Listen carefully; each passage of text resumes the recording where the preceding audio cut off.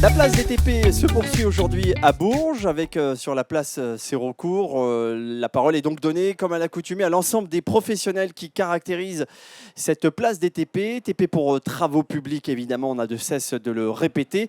La Fédération régionale des travaux publics qui a souhaité cette année encore organiser cette tournée régionale en centre Val-de-Loire avec 6 villes, 6 dates fatidiques où tous les professionnels ou quasiment tous les professionnels des TP en tout cas se sont prêtés au jeu de l'interview et ont accepté nos différents rendez-vous. Cet après-midi, bien celle qui a accepté de nous accorder quelques instants, c'est une personne qui officie dans le domaine de l'intérim. Alors on va parler un peu du secteur de l'intérim, même si effectivement dans les dates précédentes nous l'avons évoqué, mais là en tout cas on va parler de la notion de l'intérim dans les TP, puis on va faire un petit état des lieux au niveau local. C'est Sandrine Massia qui est responsable agence au pluriel avec un grand S, Manpower à Bourges et à Vierzon. Bonjour Sandrine, bienvenue.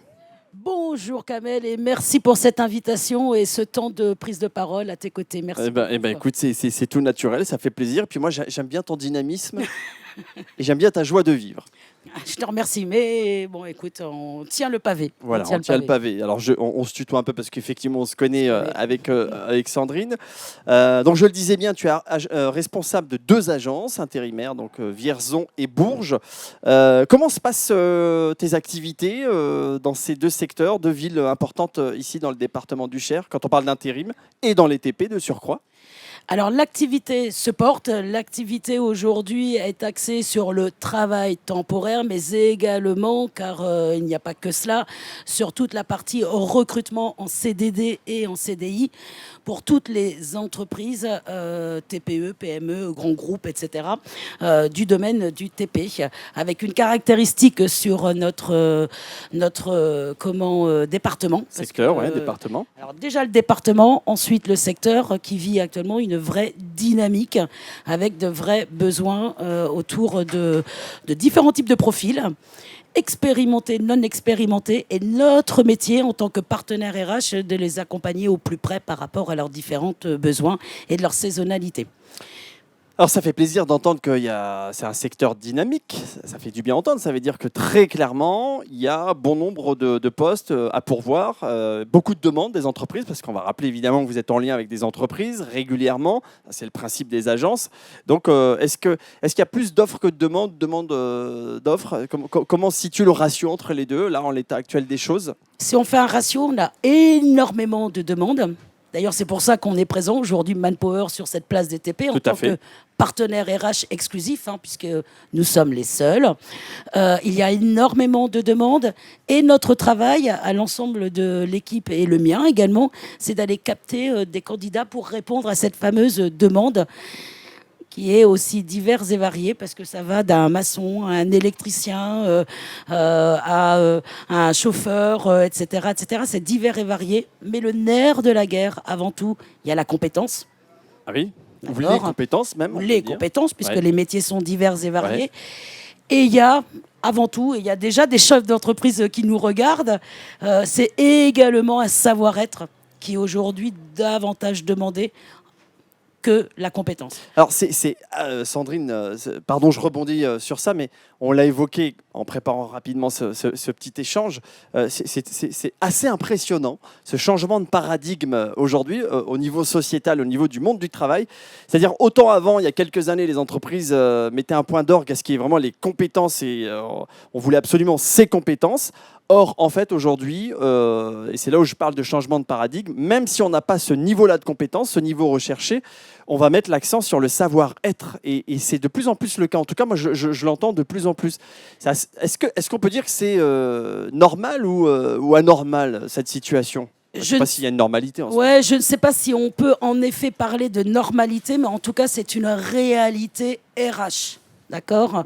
C'est une réalité et un besoin de nos différents types de chefs d'entreprise sur l'ensemble du territoire, mais sur l'ensemble de la France. C'est pas propre au Berry, c'est vraiment territorial, c'est national, national, etc. Ouais. Bien évidemment, cela s'accompagne également de la formation et de la compétence intrinsèque, d'accord, des individus. Mais aujourd'hui, beaucoup d'entreprises ont investi, se sont organisées pour pouvoir former également au mieux les collaborateurs sur des postes et sur des spécificités de postes, de façon à pouvoir faire monter en compétence un maximum de collaborateurs. Donc ça veut dire que si je comprends bien, on préfère une personne qui a des règles de savoir-être, qui sait maîtriser ses règles de savoir-être, même si ses compétences sont en deçà de ce qui est attendu.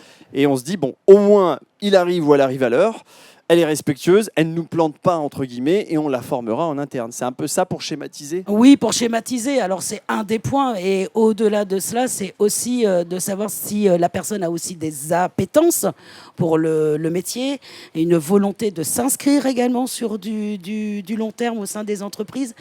C'est plus un point de facteur de recrutement, mais c'est une succession de points.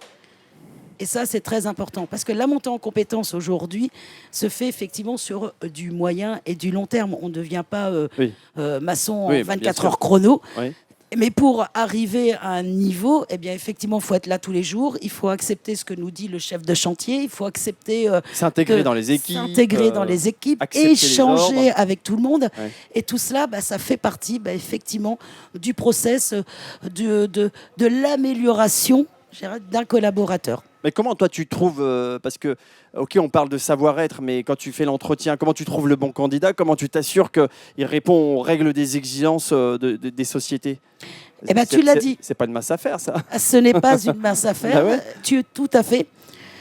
D'ailleurs, et tu l'as dit, nous faisons des entretiens. Ok. D'accord. Il se passe comment alors ? Alors, ce sont des entretiens qui sont structurés. C'est un temps d'échange avec le collaborateur, non pas au téléphone, mais en face à face. D'accord ? Ok. Donc déjà, ça nous permet de mesurer un certain nombre de paramètres. Déjà, toute l'expression... communication non verbale. Communication non verbale, etc. On l'a en face à face. Ouais. Ça nous permet également d'aller sur des points un peu nébuleux qu'il peut y avoir sur des CV, etc. Et là, on peut ensuite être sûr, plus ou moins, de la candidature. Maintenant, ce n'est pas une science exacte, on est bien d'accord. L'humain étant ce qu'il est. Voilà. Et cependant, on sait de quoi on parle auprès de nos entreprises utilisatrices et auxquelles on envoie les candidats.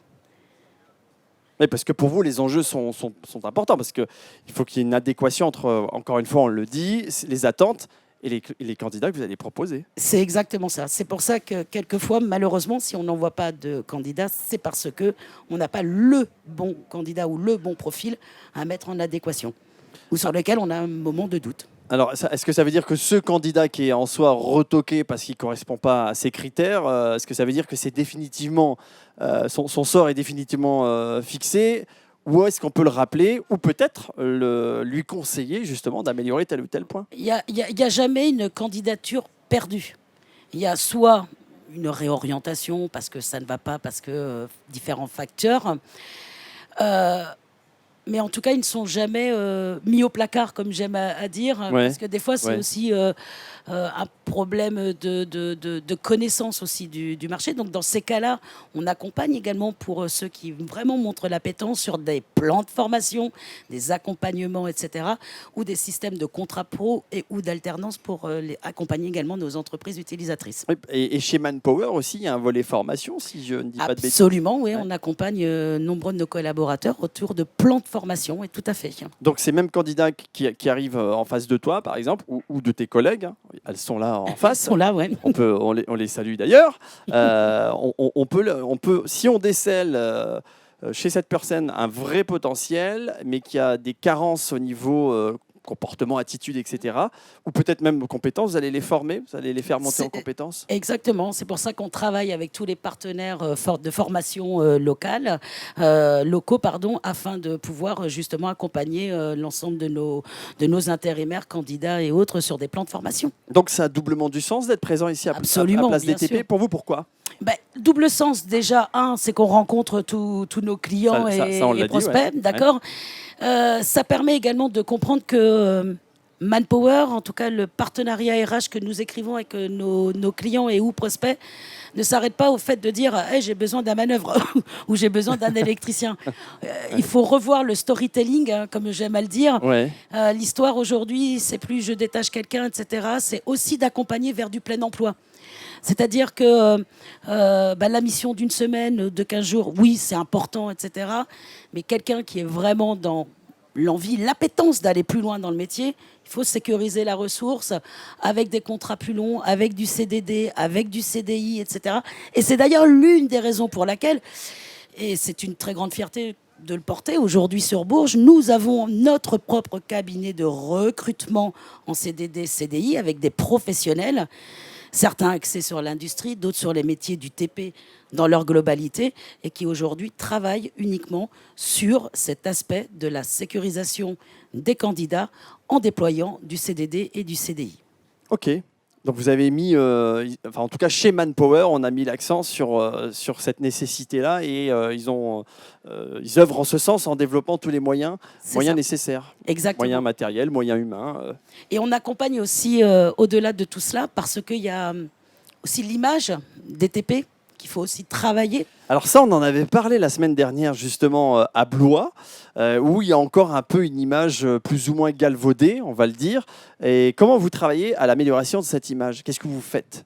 Alors, au travers des actions de nos équipes, on fait beaucoup d'actions de sensibilisation en agence. On diffuse des films, vidéos, etc., qui ne durent pas longtemps. Hein.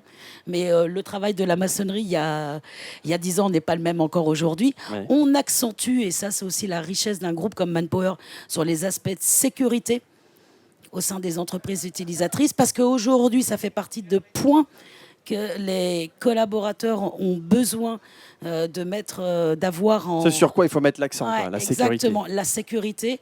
Et on met beaucoup d'actions également auprès de nos clients sur ce point-là, avec des actions donc, de sécurité, d'accompagnement, sur des gestes postures, sur le port des EPI, etc. Alors, rappelle l'acronyme des EPI. Ah oui, les équipements... Vas-y, je te laisse de continuer. Protection individuelle. Voilà, parce que c'est important et parce qu'on en oublie et qu'on a des accidents qui sont liés à ce qu'on appelle de la baisse de vigilance. Et donc c'est tout ça qui rentre en ligne de compte. Et surtout sur un chantier. Hein, et surtout sur un chantier. Il y a du danger dans tous les recoins quasiment, et surtout avec les gros engins de chantier.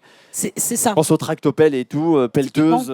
Typiquement, porter les charges lourdes, etc. Et c'est pour ça qu'encore une fois... on parle de partenariat RH qui est donc sur les ressources humaines, mais c'est tout ce qui va autour et tout ce qui gravite, c'est tout l'écosystème sur la sécurisation des collaborateurs, de la sécurité sur leur poste de travail, mais ça s'inscrit également pour aussi les permanents des entreprises utilisatrices. C'est bien, merci Sandrine. Elle en parle avec beaucoup de passion. On sent le professionnalisme, très clairement, l'implication. Non, mais c'est bien parce que ces émotions-là rejaillissent et on les ressent très clairement. Et puis j'imagine aussi celles et ceux qui nous regardent sur la chaîne YouTube de la place des TP l'auront bien compris. Voilà ce que l'on pouvait dire de la situation de l'intérim dans les TP et puis le background, le back-office de l'intérim qu'on ne connaît pas forcément bien, mais ça a vachement évolué ces dernières années. C'est plus du tout les années 90, quoi. Terminé tout ça, voir les années début 2000 même, c'est terminé tout ça. Il y a une vraie évolution, une évolution qui est liée effectivement à notre société, mais qui est également liée aux attentes des entreprises et de nos dirigeants. Et ce qui est normal. Et puis tout l'écosystème juridique également. Aussi qui est évolutif, qui a énormément, tout l'appareil législatif, réglementaire. Exactement. Et ce qui est nécessaire, parce que du coup, il y a eu un moment où il fallait légiférer. Oui, c'est ça, ouais. Il y avait un peu trop tout et n'importe quoi, peut-être. Merci Sandrine Massia, c'était un plaisir en tout cas de vous avoir cet après-midi dans cette Web TV de la place des TP. On va rappeler que Sandrine est la responsable des agences Manpower à Bourges et Vierzon et qu'elle aime son métier, c'est ça Oui, je suis assez passionnée. Ouais, Là, il y a encore quelques belles années de travail, de passion. C'est ça. J'en suis sûr. Merci Sandrine Massia, merci infiniment. Merci à toi Kamel, merci. Et puis continuez à nous suivre sur l'ensemble de nos réseaux sociaux. Vous pouvez vous abonner, les liker, les commenter, partager aussi, parce que l'effet viralité sur les réseaux sociaux, c'est toujours important pour parler des TP. Alors, ces réseaux sociaux, c'est bien sûr TikTok, puisqu'on parle des jeunes et on va aussi s'orienter en direction des jeunes. Nous sommes sur Instagram, vous nous retrouverez sur le réseau professionnel LinkedIn, sur X aussi, anciennement Twitter, bien sûr Facebook et cette chaîne YouTube. La place des TP continue, ici, place Sérocourt à Bourges. Et on vous attend. Exactement.